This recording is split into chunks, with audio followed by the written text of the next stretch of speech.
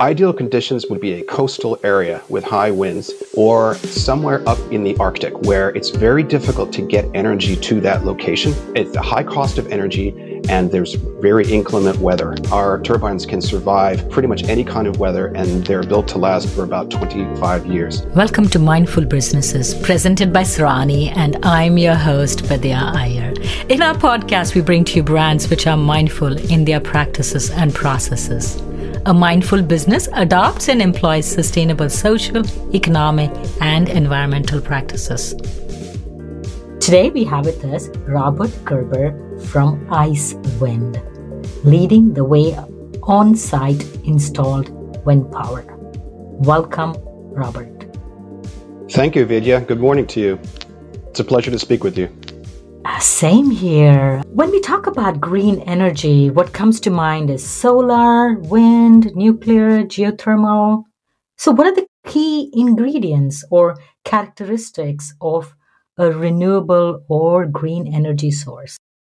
Sure. Well, I think many of your listeners will know that renewable energy is really on the incline right now. Currently, renewables are the fastest growing source of electricity generation right now. And that will be the case, at least, in the foreseeable future. That's really attributable to the continuing decline in capital costs for solar and wind energy. And here in the United States, we get about, I would say, 11% of our energy from renewable sources. But it is the fastest growing source right now. And I feel that, a few years ago, we were saying, if a company's not digital, then you'll be left behind. And I would say that today in 2020, if you're not sustainable, you'll be left behind. And there are several drivers of that. So what are the key ingredients or characteristics of, how would you define something as green or renewable energy source? Sure. Well, I would say it comes down to the impact on the planet. What is the carbon footprint? How much CO2 is it producing? But you have to look through the whole life cycle of it, from the production of that system all the way to the way it delivers energy. So it's not just one thing or another. It's really a holistic picture of what makes something sustainable. And there's different degrees of sustainability. Like certainly, natural gas is slightly more sustainable than coal, but wind energy is one of the cleanest energy forms right now and is becoming, more and more affordable for folks as well. What percent of energy in the United States is from green sources? Right now it's about 11%, but that number includes the energy that we use. You have to remember, we use energy to heat our homes, right? Mm-hmm. We use it to power our factories and our industry, but we also use it for transportation. So if you have transportation in that mix, then the number is quite low. It's about 11% renewable. If you take transportation out of that, the number grows somewhat. Just looking at it historically, that is much better than it's been for the last 20 years. The increases in renewable energy are significant and, as I said earlier, growing faster than any others. But the United States is still a long ways away from some of our developed world competitors in terms of renewable energy. Europe, for example, has more percentage of renewable energy than the United States. One of the leaders in renewable energy is Iceland, a country I was lucky enough to live in for some time, for over a year. And Iceland has almost 100% renewable energy. And that comes from hydroelectric and also from geothermal. The only fossil fuels they use in Iceland are to power boats, cars, and buses. And even there, they are going to more electrification in all of those sectors. So I would say Iceland is a country that's sort of the high watermark for renewable energy. How has the pandemic affected the traditional sources of energy consumption? That's a great question. How has the pandemic affected it? Well, I would say generally speaking, look, the pandemic has caused a tremendous economic impact around the world, but unevenly in different sectors have been impacted much worse than others.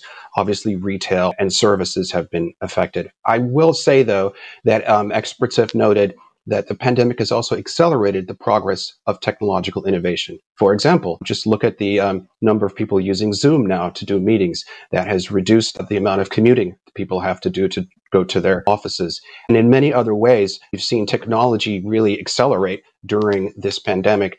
I can't say what it's done for the renewable energy industry, but I would say that there are many lessons that we're learning right now as we scramble to adapt to this pandemic.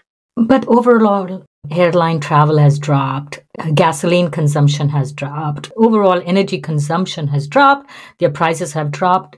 How will that affect people moving towards renewable sources of energy? Yeah, well, you just see the turmoil in the oil market that have occurred because of the reduction in travel. That's for sure. And I think naturally that will bring more focus to investing in renewable sectors. The prices of traditional sources of energy are in turmoil because of reduced consumption, people traveling less. Airlines have dropped to about 36% of their peak. How will that affect the growth of the renewable industry? Because if gas is cheap, I don't really care about an alternative right now, right? Right. I see what you're saying. On the other hand, I would just look at the markets and you see how much, the prices of oil and investment in that sector have also declined. And I think at the same time, you've seen much more green energy funds emerge. People, I think, are understanding that you need a diverse source of energy, and it's a good betting on renewable energy. One other thing that I believe that the pandemic has caused is an awareness of the need to localize production and localize our energy sources. Our supply chains have been disrupted significantly from COVID, whether you're bringing in oil or you're bringing in parts to build a machine. So I think companies are looking to source locally, and they're also looking, I think, at local sources of energy, what we call distributed energy solutions, which is an area that Icewind is working in. The distributed energy means having several nearby energy sources so that you're not, reliant on a faraway producer. Describe Icewind. What is your product? Sure. So Icewind is a technology company that began in Iceland, in Reykjavik, Iceland. And we produce very unique vertical axis wind turbines. Now, these are micro turbines. They're quite small, about 1.6 meters tall, and about the size of a person, about 5 feet tall or so. They're used for specific applications. If you want a distributed energy solution, particularly in one that has a very challenging climate, high winds, the high north in the Arctic, places where there's a lot of freezing and wind and rain, these turbines are designed to be extremely durable. Another problem they solve for is that they have a wide range of wind speeds that they can operate in. In fact, we've tested our turbines at hurricane category force 4 winds, and they also have a cut-in speed that's lower than other wind turbines. So it's a very specific product for a specific niche. The cool thing is about this product is that we're continuing to innovate it, and we're actually developing what we call Turbine as a platform, meaning that you could connect it with a data collection device. Let's say you want meteorological data or other weather data that can be paired to the wind turbine. So that's just a quick overview of our product. Again, the company started in Iceland, but now we're incorporated in the United States. We're beginning to manufacture in the US for the North American market. So that's Icewind USA that I'm representing. You're a career diplomat, and you've served as a diplomat in various foreign offices. How did you get connected with the folks at Iceland? Sure. It's a long story, but I'll try to abbreviate it. Yes, I was a foreign service officer with the U.S. Department of State for about 20 years, and I had the opportunity to serve in some really interesting places. Port-au-Prince, Haiti, for example. I was in for 2 years, and then I was in Kabul, Afghanistan. And in both of those places, I noticed how important energy is to an economy. When I met with small businesses, small companies or entrepreneurs, their first concern was, how do I get electricity to my store, to my shop, to my bakery? And in a country like Haiti or Afghanistan, they don't take for granted the electricity that we have here in the United States.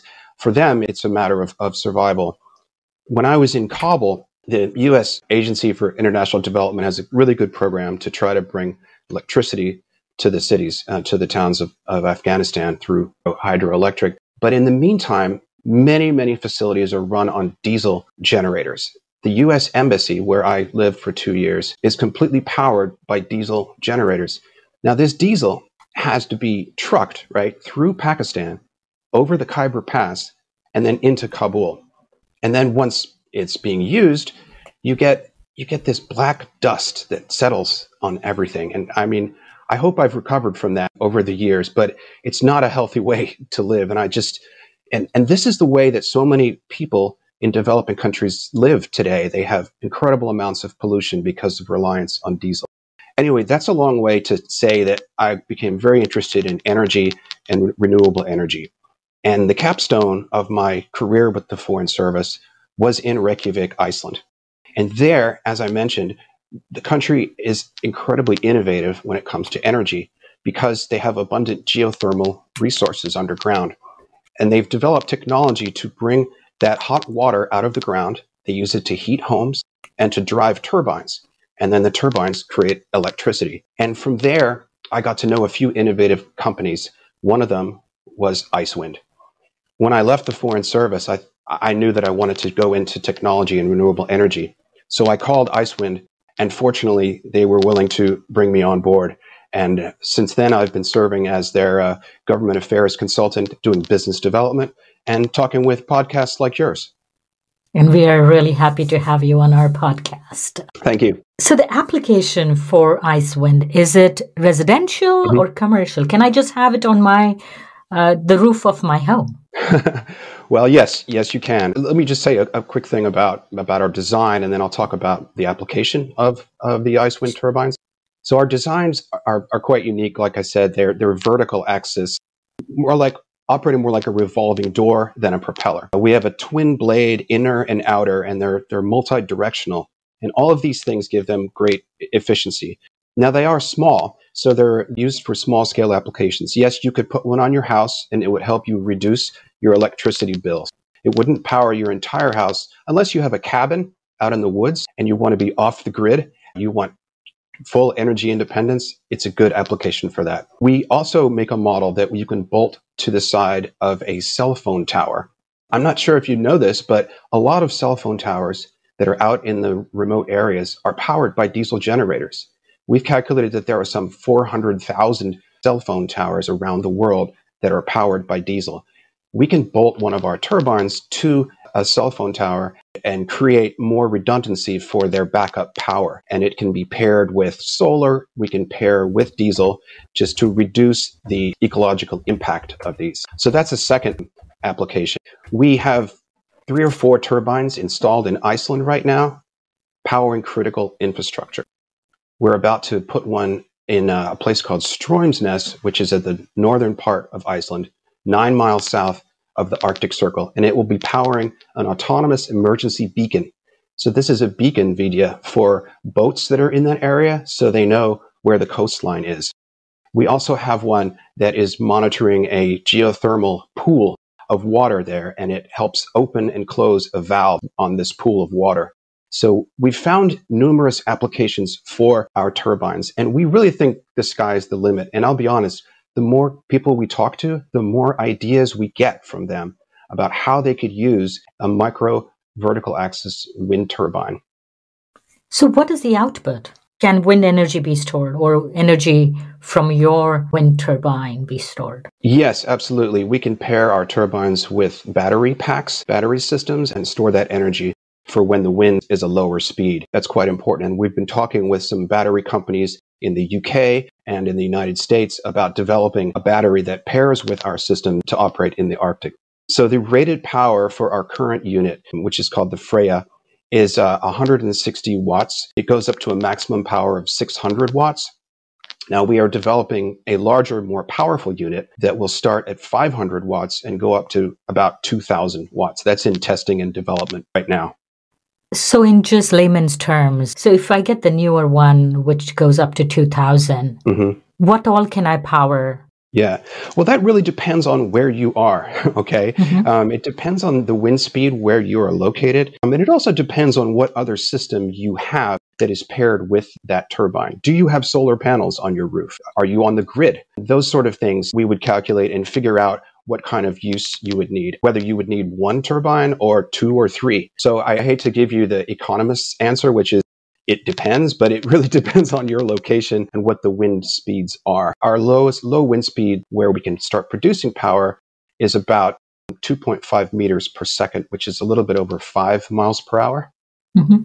So what would be the ideal conditions for your turbine to operate and be optimal? Yeah, ideal conditions would be a coastal area with high winds or somewhere up in the Arctic where it's very difficult to get energy to that location. It's a high cost of energy and there's very inclement weather. Our turbines can survive pretty much any kind of weather and they're built to last for about 25 years. Let me just give you an example of a project we're working on.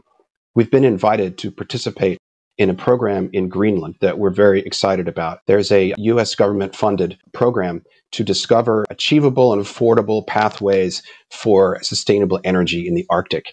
So we will be testing our turbines at 3 small communities. These are Inuit communities in northern Greenland to demonstrate how they work. These deployments will collect data and figure out what the needs are. And we're excited at the opportunity. It will tell us a lot about the performance and the potential of wind energy for remote communities in the Arctic. And the device itself, it won't be noisy. It's just like a pinwheel spinning on your roof. That's right. There are noise issues for some of the larger turbines that we don't make, the offshore ones. Some of those big wind turbines that you've seen offshore, they have a wingspan of over 100 meters. They do produce noise. Ours have gotten accolades for as quiet as they are. They're very quiet, very low decibels, below 30 decibels they are. And we also like to brag that our units are bird friendly. Birds apparently see our turbines as one unit and they tend to avoid them. We haven't had any bird strikes with our units so far that we know of. We think that's an important thing as well. Mm-hmm. We also have received praise for the design of our turbines. We wanted our design to be aesthetically pleasing, especially if you're going to put it on a house or something. And so definitely check out our website and look at our design of our turbines and see what you think. I must agree the design is very pleasing. It's almost like the Teletubbies. I haven't heard that before. So I understand that your product is eco-friendly, but mm-hmm. you must have a carbon footprint when you manufacture. Mm-hmm. What is that? Yeah, that's a great question. And that's something we're actually working on right now. We're constantly innovating and trying to improve the unit.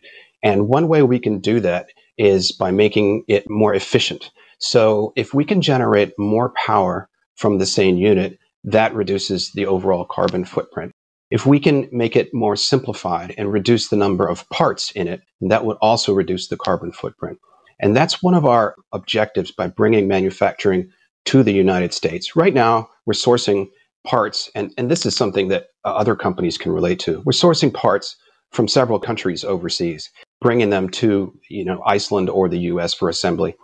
If we can produce these locally in the United States, then we have less cost and less distance to ship these parts. We're also looking at 3D printing. Our components include aluminum, aircraft-grade aluminum, stainless steel, and carbon fiber. And we can use 3D printing as well to make some of our parts. So having a low carbon footprint is something on our mind. But the neat thing is that the better we get on that front, the more efficient our turbine is and vice versa. So those two things are actually very complementary for us. The reason I asked that question is I live in Indiana and we have so many windmills and mm-hmm. they have grown in number. It's quite a spectacle to drive through the highway at night and see all the blinking lights all around you for about almost a 20-mile stretch. Mm-hmm. But I always wondered, these are humongous because once I had an opportunity just to be inside the nose of this wind turbine. It's the size of a good-sized bedroom. Wow. That's the nose. It's huge. It's probably like 10 by 12 or pretty huge. Mm-hmm. So I wondered what happens to these when we have to dispose of mm-hmm. these things, right? Yeah. So that's why I was asking what your impact is. And I'm glad that you are taking measures to reduce that. And I see what you mean. That is a problem. What do you do with the old parts after they're done? I mean, the way we try to solve that is we make a unit that's durable for 25 or even 30 years. So we have, a longer product life helps reduce the footprint. But I take your point that we haven't quite figured out, meaning the general wind industry, hasn't quite figured out what to do with old broken turbines. And there are many models that have had problems with durability for sure. And the battery storage is so important. I mean, we all know Tesla is forging ahead with its battery, storage capacity, and that will be an important feature for how much we get out of these units too, right? Yeah, that's right. We're watching very closely innovations in the battery sector.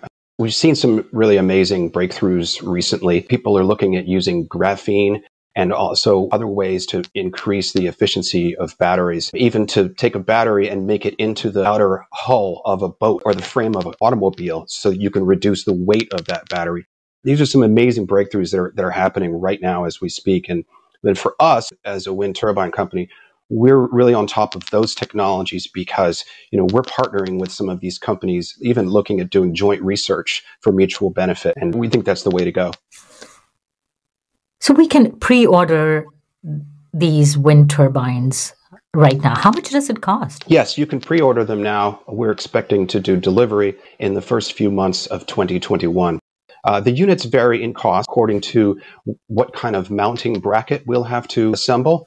Because there's different applications for the turbine. But the short answer is the turbines cost somewhere between $4,000 and $5,500 US, so between $4,000 and $5,000 US currently.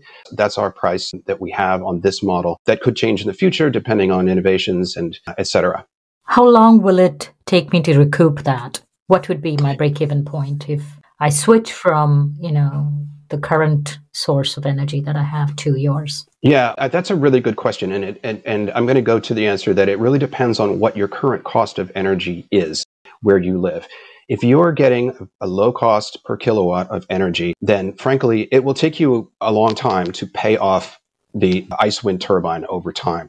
However, if you are in an Arctic or coastal or remote region or an island somewhere where the cost of energy is very high, then this will make much more economical sense for you. Now, some of our customers are purchasing this unit because they want to be early adopters. These are the people that bought the first Tesla Model S, and they're excited about the technology. They want to show it off. They don't expect to be able to amortize it, over 5 years. It may take them 20 years. But they want to be an early adopter and show that they're eco-friendly. But it certainly can reduce your electricity bills. That's the answer about how long it would cost to pay for the unit. How easy is it to install, or do you need a specially trained person to come in and install these? Yeah, they're actually very easy to install. It's been described like IKEA furniture. I should say they're much more durable than IKEA furniture. However, you do need a licensed electrician to connect it. That can get a little bit complicated. You need an expert that knows how to do things like connecting it to the grid or connecting it to your solar, AC, DC needs, auxiliary components. So basically, they're easy to install, but you do need a qualified electrician to install it. Coming back to US's position on renewable sources of energy, there is this Renewable Country Attractiveness Index. Where does US rank in 2020? Well, I haven't seen that index. I would love to look at it because that would be very indicative. I mean, I think that, I'm very bullish on the U.S. renewable energy market. The United States is the place where lots of innovation is happening. In fact, in the global green tech market, U.S. companies are doing very well, and their products are in demand overseas. So I see a lot of potential there. I think this will only grow with the incoming Biden-Harris administration. They've committed to, I think, $400 billion in R&D for renewable energy, and that's a good sign. And I mean, I think that, in the US, you're always going to have a mix of energy sources. It would be foolish to, I think, only rely on one particular energy source. You're going to have a mix where renewable energy is growing. And I believe that gives us strong economic benefits as well as benefits for the environment. If I could just mention 3 things that I believe will be driving renewable energy in the United States. The first is the role of consumers. I think customers and citizens are getting smart and educated about renewable energy. They no longer think of it as something odd or fringy or even expensive, and they're very interested in it. And I think they're going to push companies. I think the number 2 thing is the role of capital. As I mentioned, the Biden administration with their incoming plan for R&D, but also the private sector. The amount of financing for green tech is enormous out there. There are new funds being created every day. And where you have private money, that will drive innovation. And I think taking a third role really in this is government policies. Yes, they're going to be important, but these other two drivers will be equally important to government policy. And I think you see companies nowadays, they see the future and they're pivoting. Walmart, Unilever, Amazon, and other large multinationals have committed to sort of zero carbon footprint, zero emissions by 2035 or 2050, depending on the company. So for those reasons, I'm very optimistic about the growth of renewable energy in the U.S. Yes, it is a positive note that President Joe Biden has promised to join the Paris Climate Accord. We're all hopeful that this will bring about more resources for companies, and in terms of money, like you mentioned, and even maybe legislations to help the growth of renewable energy. Yes, I agree. So what is your sales model? You just sell to individuals? Because I keep getting these offers for solar panels from my energy company, which says, hey, if you and 20 other neighbors, you sign up, you pay X amount of dollars based on the roof and the way, which direction your roof faces, and we are going to give you a bulk rate. Do you have any such model, or do you just do one-on-one? Well, it's very interesting. I mean, we're learning about how our turbines can be applied, what applications there are. We're learning about that from potential customers. And we've been lucky that customers have been contacting us from around the world. I've been speaking with a person in Australia who is looking at installing one of our turbines on a science museum so that the students can learn about wind energy, and also to power a nature center there. We have received inquiries from Poland, from Canada, from St. Petersburg, Russia, from around the world, from different customers looking to install turbines. So there's a lot of uses for them, and we've frankly just received a lot of positive feedback. I've been trying to follow up on all of these the best I can. But at the same time, what we're doing is we're partnering with other companies that are in technology. For example, we're speaking with a manufacturer of boats who's looking to do eco-friendly boats that are powered by electricity. And we're looking at installing our turbines on those marine vessels, which would be tremendous. It would open up, a line of business for us in the marine industry, which I think would be really exciting. So the opportunities are coming in from many different places. And the key for us is to be able to customize our solutions to meet those customer needs. If you had to put a dollar value to your market, what do you think it could be? Gosh, well, I'm very optimistic about that. I don't think I would like to give a number to that right now. I would probably have to leave that to our CEO and let them make a prediction. But I do see strong growth, not just in the wind turbine sector, but in particular for Icewind Energy Solutions. With the pandemic, so many people have lost traditional jobs. The gig economy, the airline industry, they say will never come back to its peak for a while. Yeah. But I feel that when one door shuts, another opens. So will new people need to get trained to, say, install your wind turbines? And you were talking about manufacturing coming stateside. So all these are positive things. So do you believe that new jobs could be created by the new technologies that you are making and the people you are working with? Yes, I absolutely do. I think with the growth of these industries, renewable energy industries in the United States, you will need a pipeline of talent coming in. You will need mechanical engineers, electrical engineers, and also research scientists, but also installers, like you said, and electricians.